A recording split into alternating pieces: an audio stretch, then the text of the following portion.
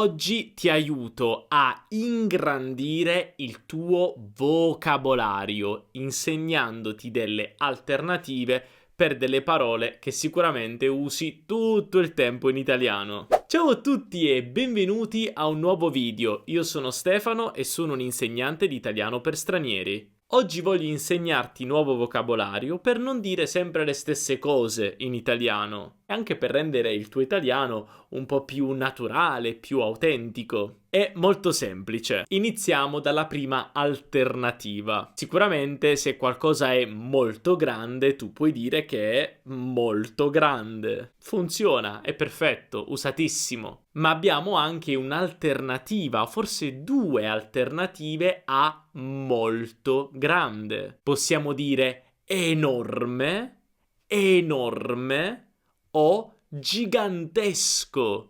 Gigantesco. Per esempio, la casa di mio zio è enorme o la casa di mio zio è gigantesca. Per esempio, ci sono 3 piani, 10 stanze da letto, una piscina, un garage per 20 macchine. O qual è un'altra cosa molto grande? I centri commerciali, un incubo. Il centro commerciale è enorme, ci sono più di 100 negozi. I centri commerciali mi fanno sempre venire il mal di testa. O, per esempio, un museo gigantesco è il Louvre a Parigi. Il Louvre è un museo gigantesco. Tante volte associare qualcosa, un'immagine, a una nuova parola che stai imparando ti aiuterà a ricordare questa parola molto più facilmente. Quindi, che cos'è enorme per te? Che cos'è gigantesco? Io quando penso a una cosa enorme penso a un centro commerciale perché sono grandissimi e mi innervosiscono. Così è molto più facile ricordare le parole se fai queste associazioni. Quindi io ti ho insegnato enorme, gigantesco. Poi tu prova a pensare a una cosa che per te è enorme e gigantesca, così ricorderai più facilmente queste parole. Ora vediamo il contrario. Se qualcosa è molto piccolo è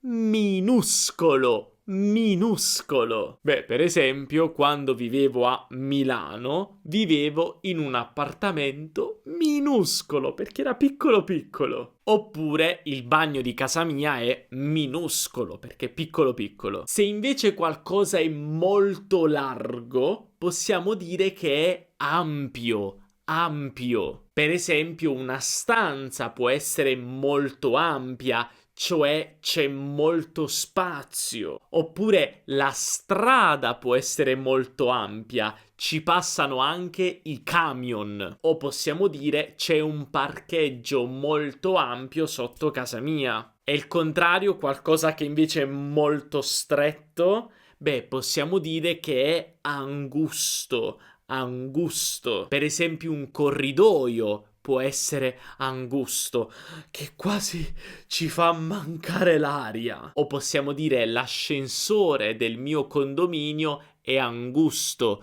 c'entrano solo 2 persone. Come vedi, se tu inizi a fare queste associazioni di cose reali, cose anche personali, puoi ricordare più facilmente le parole e puoi usare queste parole nella conversazione con gli italiani, che diranno: "Ah, wow, complimenti per il tuo italiano". Ma se vuoi migliorare ancora di più nella conversazione in italiano e migliorare proprio la fluidità con cui parli, quindi essere più fluente, allora devi assolutamente scaricare il nostro libro con 150, anzi più di 150 risposte brevi in italiano. Sono delle piccole risposte, piccole parole che noi italiani usiamo tutto il tempo in diverse situazioni. Quando abbiamo un dubbio, dobbiamo fare una domanda, quando non abbiamo capito, quando vogliamo chiedere di ripetere, quando vogliamo dire che qualcosa ci piace, non ci piace, proprio piccole parole. Anche quando, per esempio, dobbiamo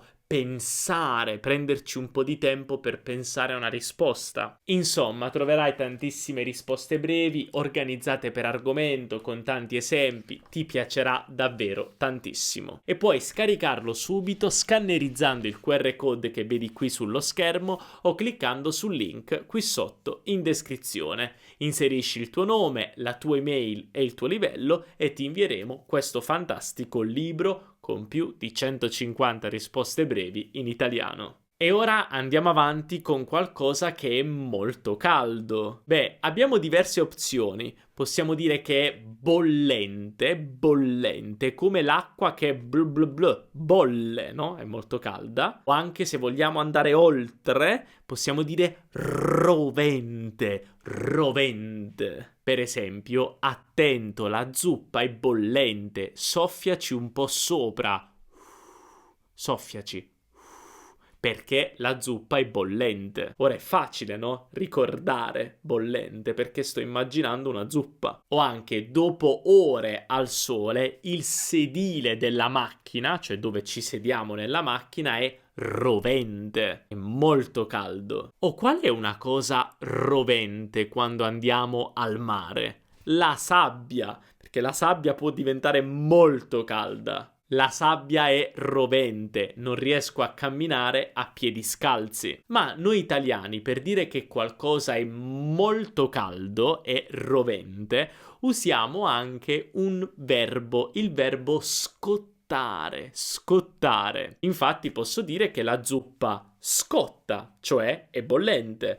Posso dire che il sedile della macchina scotta o che la sabbia scotta. È un verbo fantastico che, per esempio, in inglese non credo che esista. Forse in altre lingue romanze, sì, non lo so, però è abbastanza unico, però gli studenti non lo usano mai in italiano. Beh, puoi cominciare a usarlo. Scotta, cioè è molto caldo. La zuppa scotta, la sabbia scotta. E se qualcosa invece è molto freddo, beh, è facile, è gelido. Per esempio, ho le mani gelide. Se fa troppo freddo fuori, ho le mani gelide. O anche l'acqua dei laghi in Norvegia è gelida. È invece molto stanco? Beh, posso dire esausto. Per esempio, oggi ho avuto 1000 cose da fare e ora sono esausto. Sono proprio stanchissimo. Diciamo anche sono KO,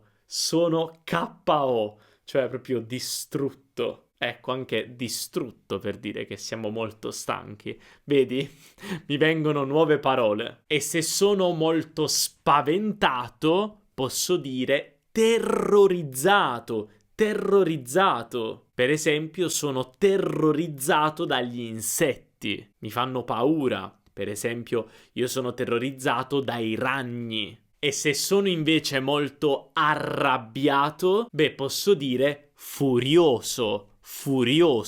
Per esempio, il signore era furioso perché hanno cancellato il volo. O il cliente era furioso per il pessimo servizio. Possiamo usare anche un colore per dire che siamo molto arrabbiati. Il colore nero. Per esempio, posso dire che il cliente era nero per il pessimo servizio. Se io dico sono nero, cioè sono molto arrabbiato. Possiamo anche dire sono arrabbiato nero, cioè proprio arrabbiatissimo. E se invece sono molto sorpreso, cioè proprio wow, posso usare questo aggettivo bellissimo che è sbalordito.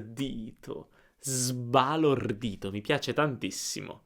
Chiudiamo proprio con un aggettivo fantastico. Per esempio, sono rimasto sbalordito quando mi hanno detto che avevo vinto il concorso. Sono proprio rimasto a bocca aperta, senza parole, sbalordito. O anche sono rimasto sbalordito quando dopo 10 anni sono tornato nel mio paese. Era completamente cambiato. E ora che ti ho insegnato tutte queste parole, io ho una domanda per te. Quante nuove parole hai imparato in questo video? Beh, fammelo sapere qui sotto nei commenti e dimmi se c'è qualche altra parola, qualche altro aggettivo avanzato che ti piace tanto e che usi. E non dimenticare di scaricare il nostro fantastico libro con più di 150 risposte brevi per rendere il tuo italiano super fluente. Lo puoi scaricare scannerizzando il QR code che vedi sullo schermo o cliccando sul link qui sotto in descrizione o sul primo commento. Non dimenticare anche di lasciare un bel mi piace e iscriverti al canale per non perdere nessun